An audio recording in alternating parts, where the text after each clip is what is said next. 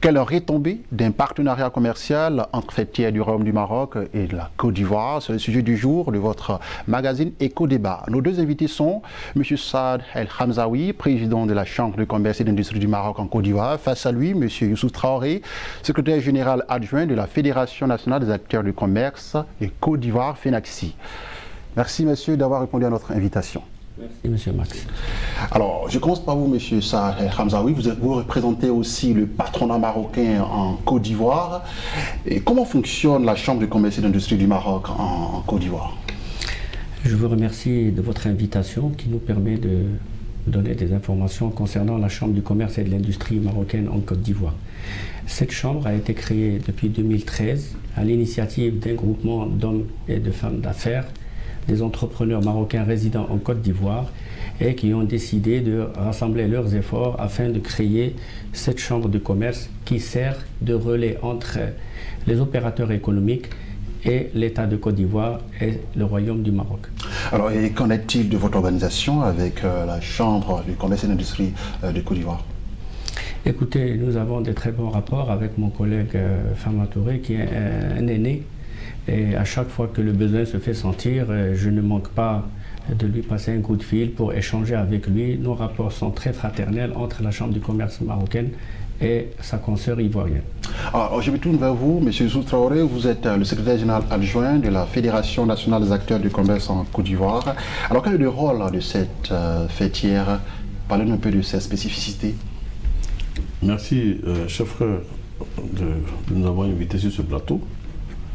Je voudrais d'abord commencer par vous dire merci parce qu'il n'y a pas très longtemps, nous avons engagé un combat dans le cadre du photon et votre télévision nous a beaucoup soutenus et aujourd'hui, il y a eu des oreilles attentives et les choses ont commencé à avancer. Donc je voulais d'abord vous dire merci.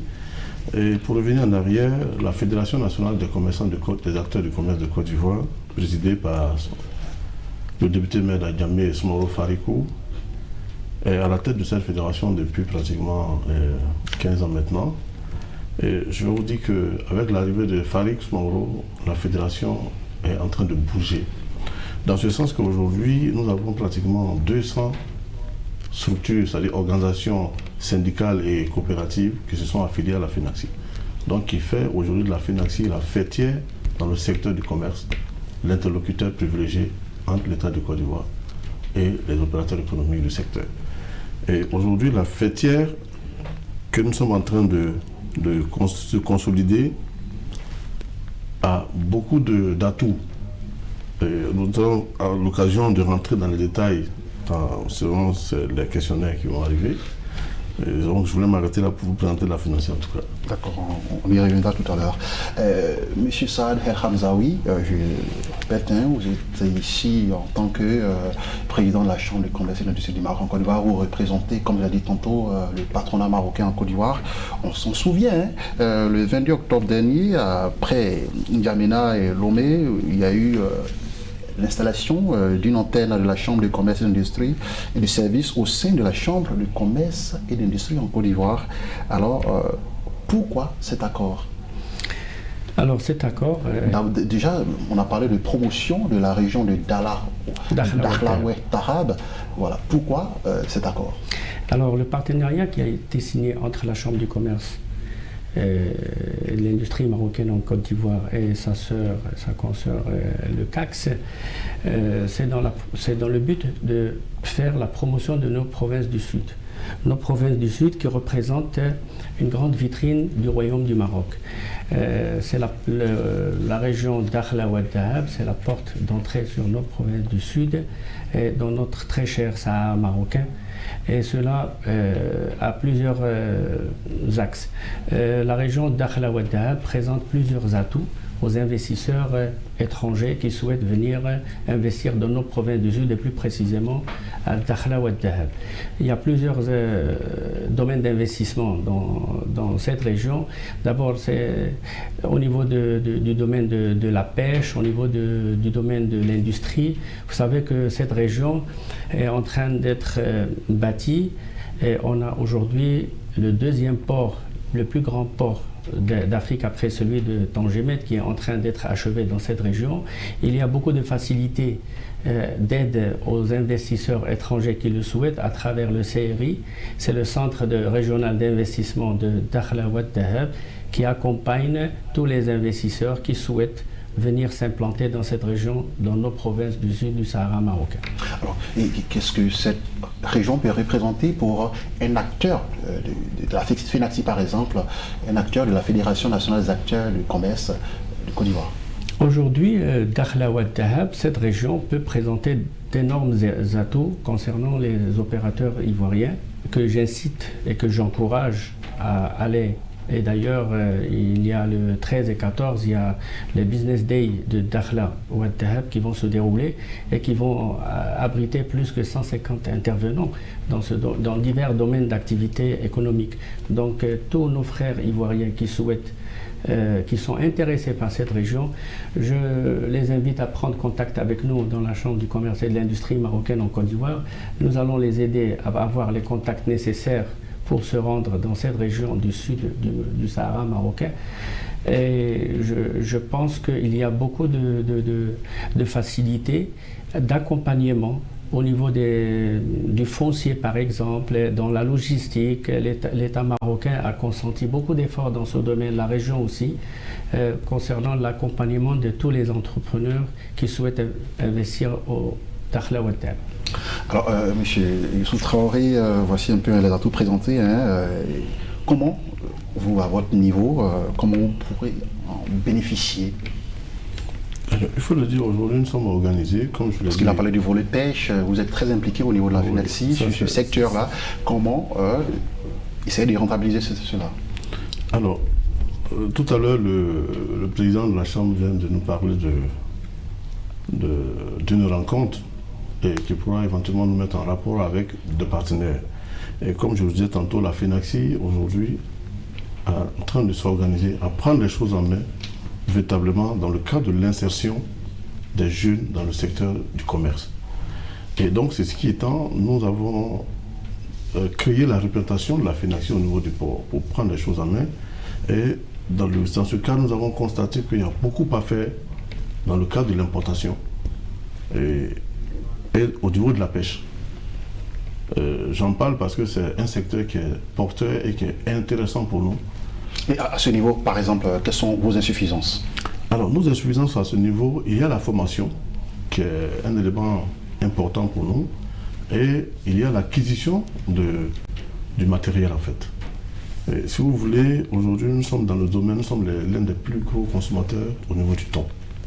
Malheureusement, la Côte d'Ivoire a un port très dynamique, mais il n'y a pas de thonier ivoirien. Donc, ce qui fait que tout ce qui est thon importé arrive de l'extérieur.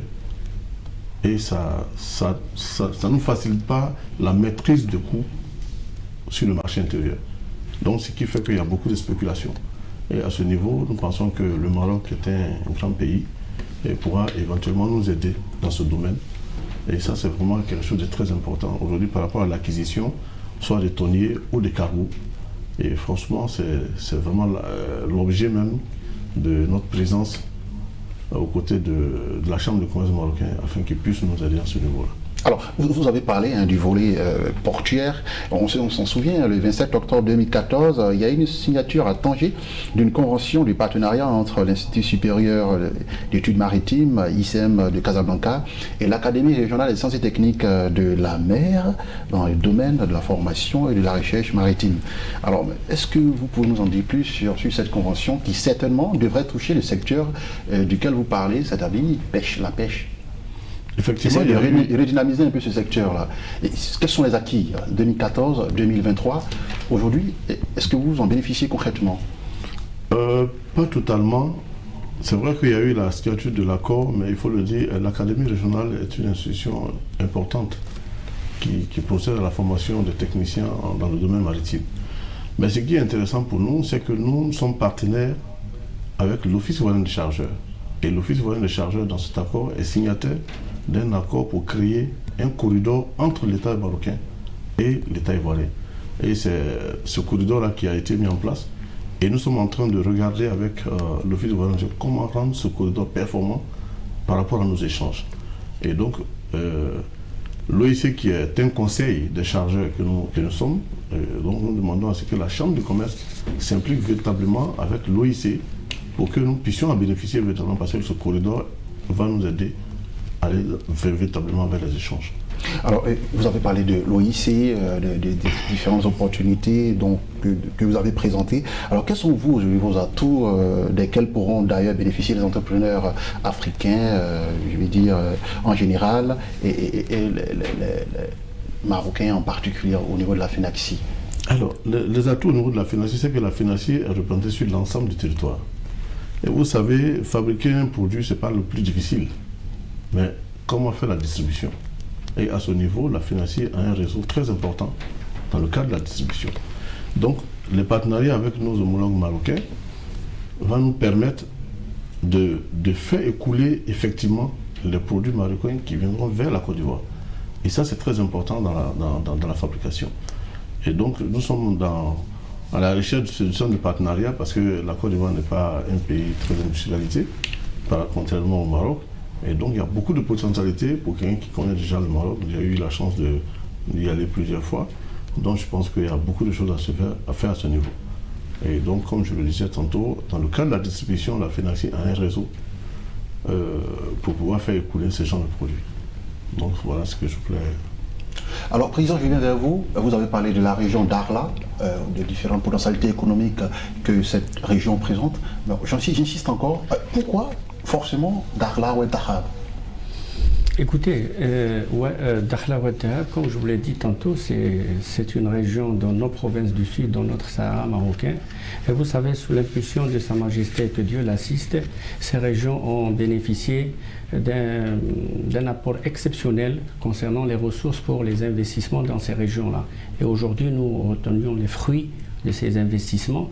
Et aujourd'hui, toutes les régions dans nos provinces du Sud, le Sahara marocain, présentent des atouts extraordinaires. Et aujourd'hui, Dakhla, avec le plus grand port qui est en train d'être construit dans la région du Sud marocain, est un atout extraordinaire par rapport aux différents investisseurs. Vous savez, dans le business, il y a la logistique et les moyens qui jouent un rôle primordial dans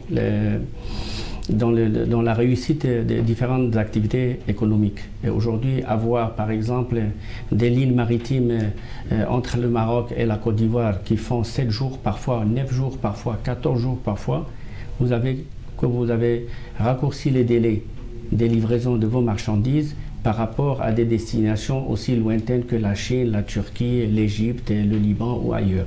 Donc aujourd'hui, il est question de développer cet axe de partenariat que Sa Majesté le roi Mohamed VI, que Dieu l'assiste, sous ses hautes orientations de ce dernier, qui a donné cette impulsion à ces échanges, à ce partenariat entre Africains gagnant-gagnant. D'accord. Voici une opportunité dont on parle, Président Youssouf Traoré. Comment vous voyez cela pour les fêtières ici en Côte d'Ivoire? Je pense que c'est pour revenir un peu en arrière, hein. Sinon, je disais tantôt, il y a un corridor qui existe déjà, il faut le rendre performant. Et tout à l'heure, le président disait, quand on veut regarder au niveau des importations, aller en Chine, c'est vrai, c'est une distance.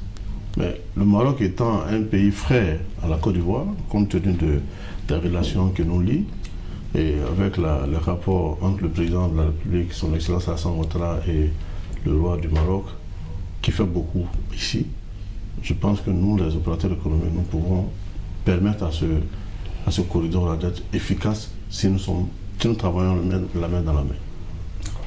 Président, comment vous entendez promouvoir, si je peux dire, l'investissement ici, la relation entre les deux États à ce niveau-là? Vous savez, Monsieur Max, le Royaume du Maroc est un acteur économique majeur du continent africain. Aujourd'hui, le Maroc continue de renforcer son installation,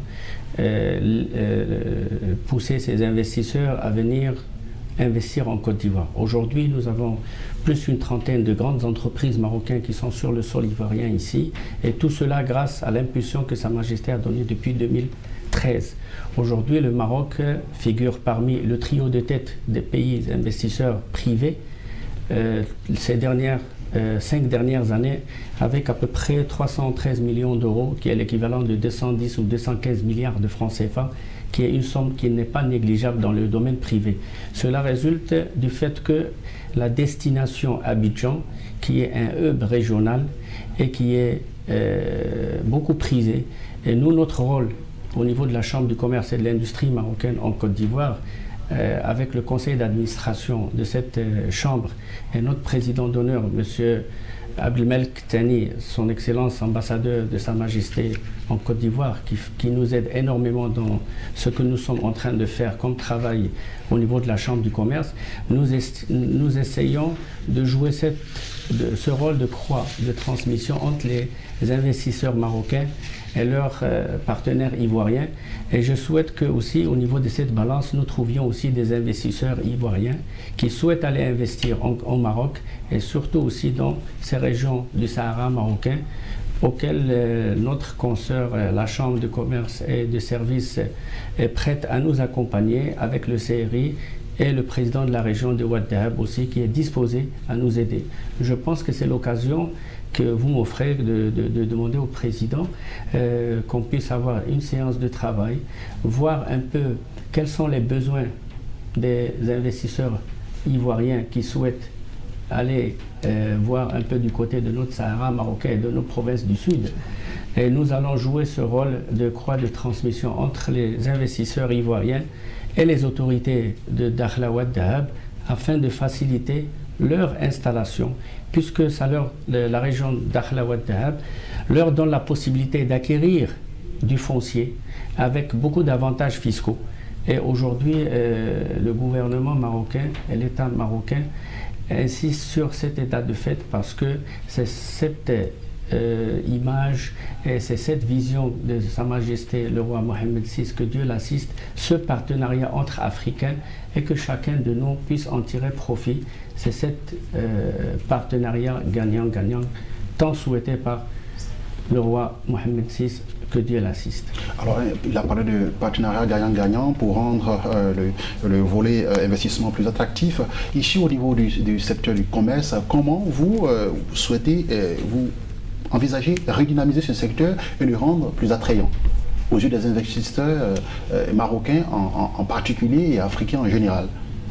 Alors, au niveau de la fêtière, ce qui est important, c'était d'abord d'être organisé, de sorte que nos investisseurs puissent avoir des partenaires dans le domaine du coulement de leurs marchandises. Ça, c'est un élément extrêmement important. Parce que lorsque vous faites la transformation et que vous n'avez pas de circuit de distribution, ça crée un blocage. À ce niveau, la FENACI a pris toutes les dispositions sur l'ensemble du territoire pour pouvoir organiser ce travail. Ça, c'est déjà un acquis. Et comme je le disais, c'est maintenant que les Ivoiriens ont compris que le commerce est un métier véritable. Et donc, nous sommes en train de mettre l'accent sur la formation de nos jeunes gens qui sont des grandes écoles, parce que les gens ont l'impression que c'est seulement dans les bureaux qu'il faut travailler. Non.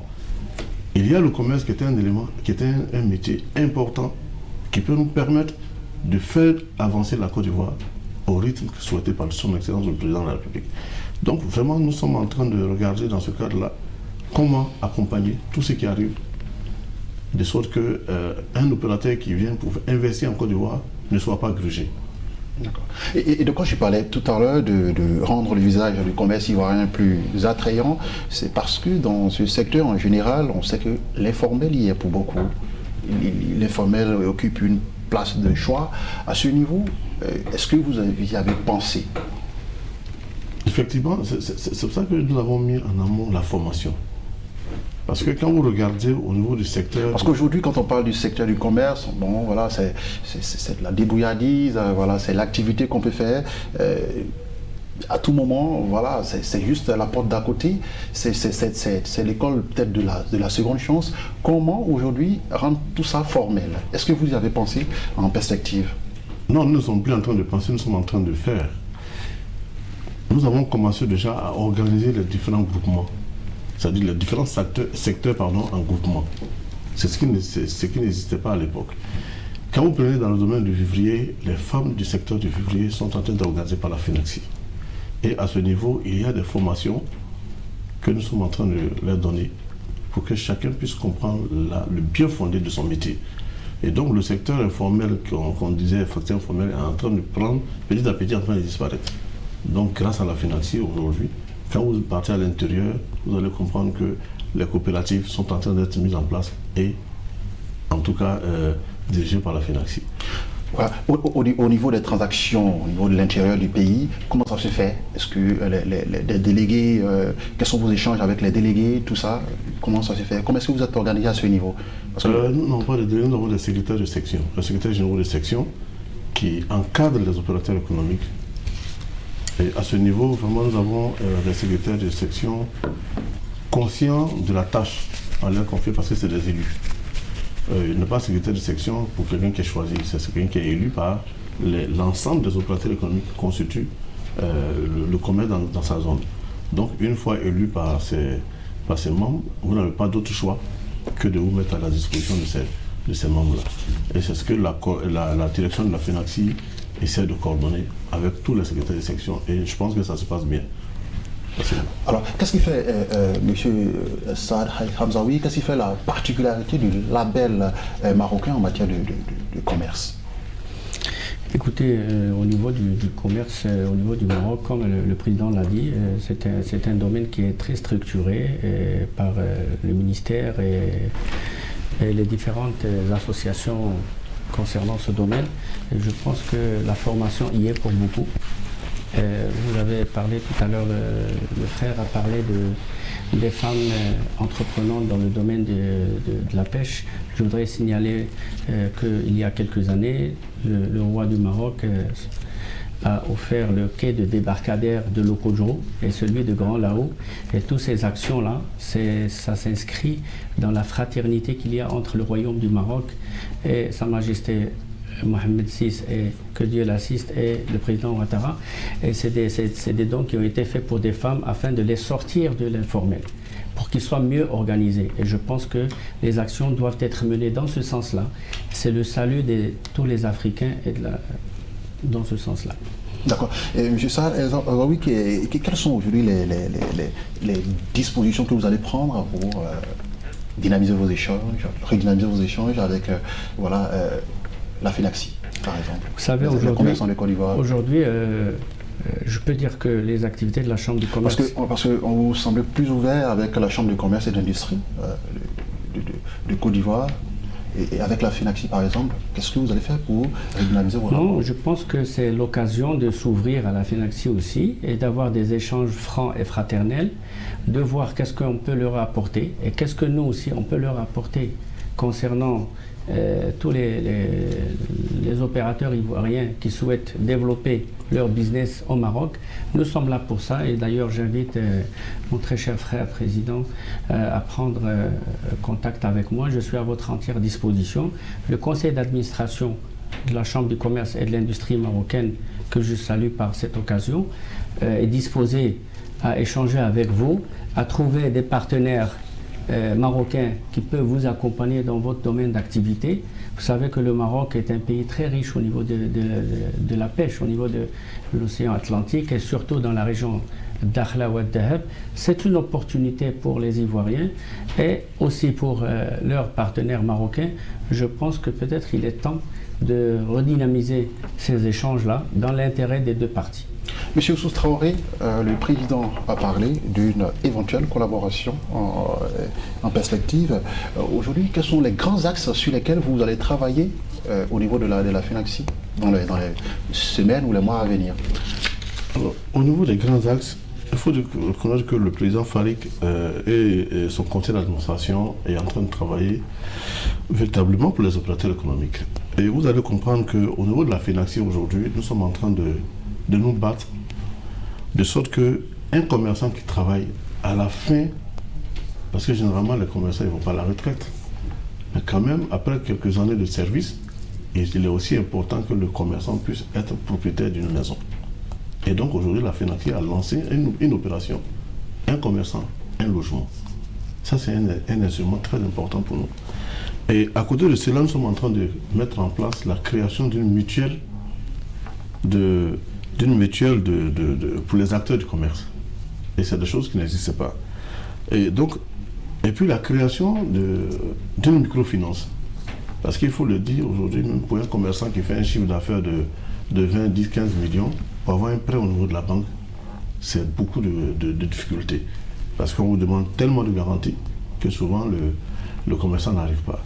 Et donc la FENACSI est en train de travailler à pouvoir mettre en place une microfinance. Je pense qu'avec les opérateurs économiques marocains, nous allons pouvoir travailler, regarder ensemble, pour voir comment nous pouvons ensemble mettre ce genre de choses en place, pour pouvoir permettre à nos commerçants qui effectivement vont dans les villages pour faire sortir les produits, parce que la grande distribution, c'est-à-dire faire sortir les produits pour les amener au niveau des grandes villes, c'est beaucoup de difficultés. Et à ce niveau-là, ça demande énormément de moyens. Donc nous invitons aussi les opérateurs économiques marocains à venir pour que nous puissions regarder ensemble. Et il y a beaucoup de choses à faire dans ce domaine. Et donc ça, c'est aussi un élément important. Et puis bon, mettre en place une centrale d'achat. Tout ça fait partie de la réflexion que la FENACSI a mûrie. Et tout est une question de gros moyens pour pouvoir véritablement opérationnaliser tout ça. Donc il y a des complexes socio-économiques, il y a beaucoup de choses à faire. Et donc comme le président vient de le dire, il nous invite à une séance de travail. Franchement, je voulais lui dire merci, pour dire que nous sommes à la disposition de la Chambre de commerce, nous sommes ouverts, de sorte que nous puissions travailler ensemble pour que effectivement que ça soit un partenariat gagnant-gagnant. Un partenariat gagnant-gagnant, c'est ce qu'on retient. Merci messieurs d'avoir répondu à l'invitation. Merci. Merci à vous. C'est la fin de ce numéro d'Éco-Débat. Restez sur Média, l'information continue bien évidemment.